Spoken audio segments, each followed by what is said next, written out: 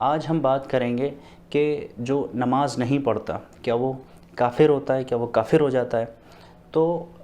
ہم حدیث کی روشنی میں بات کریں گے اور قرآن کی نص سے بھی ہم بات کریں گے۔ تو سب سے پہلے جو حدیث ہے، صحیح مسلم کے اندر حدیث ہے، حدیث نمبر 82،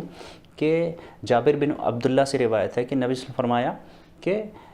بین الرجل و بین الشرک والکفر ترک الصلاۃ، کہ نبی صلی اللہ علیہ وسلم نے فرمایا کہ ایک انسان کے درمیان اور کفر اور شرک کے درمیان ہے ترک الصلاۃ، نماز کا ترک کر دینا۔ تو اس کا معنی یہ نہیں ہے کہ بس نماز اگر کوئی نہیں پڑھتا ہے تو وہ ایک مطلب کافر اور مشرک ہو جائے گا، یہ اس کا معنی نہیں ہے۔ اس کی صحیح تشریح یہ ہے کہ اگر کوئی نماز کو ترک کرتا ہے، اس سینس میں ترک کرتا ہے کہ اس نماز کی کوئی اہمیت نہیں ہے، اس کی کوئی فرضیت نہیں ہے،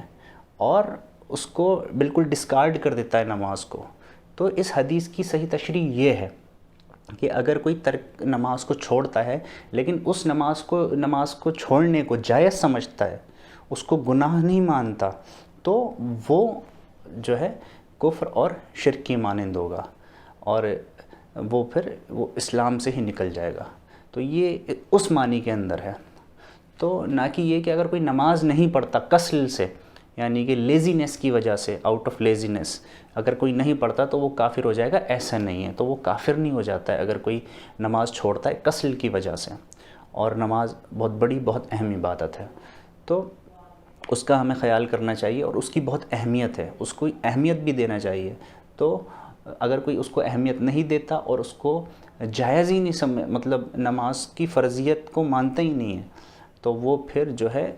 کفر اور شرک کی مانند ہے۔ تو یہ صحیح تشریح ہے۔ اسی طرح سے قرآن کی روشنی میں بھی اگر ہم دیکھیں، جو سورہ مدثر کے اندر آیات آتی ہیں، جو سورت نمبر 74 آیت نمبر 42 آنورڈس، کہ جب مجرمین گنہگاروں سے جب پوچھا جائے گا ما سلککم فی سقر، کہ تم کو یہ جہنم میں کیا چیز لے آئی، تو وہ کہیں گے قالوا لم نک من المصلین، کہ ہم جو ہے مسلین میں سے نہیں تھے، نماز پڑھنے والوں میں سے نہیں تھے۔ تو اب کوئی کہے گا کہ دیکھو جہنم جو جہنمین ہیں ان کی صفت یہ ہے کہ وہ نماز نہیں پڑھتے تھے، تو یہ کفر کی مانند ہے، جبکہ ایسا نہیں ہے۔ کہ جب آپ یہ آگے کی آیات دیکھو گے تو قالوا لم نک من المصلین ولم نک نطعم المسکین، اور وہ کہیں گے کہ ہم نماز نہیں پڑھتے تھے، بھوکوں کو کھانا نہیں کھلاتے تھے، مسکین کو، وَكُنَّا نَخُوضُ مَعَ الْخَائِضِينَ، اور ہم بیکار باتوں میں لگے رہتے تھے، بیہودہ باتوں کے اندر لگے رہتے تھے، خائدین جو بیہودہ باتیں کرنے والے ہیں ان کے ساتھ ان فالتو باتوں میں لگے رہتے تھے۔ وَكُنَّا نُكَذِّبُ بِيَوْمِ الدِّينِ، اور یہاں پر آ گئی کہ ہم اس قیامت کے دن کو، اس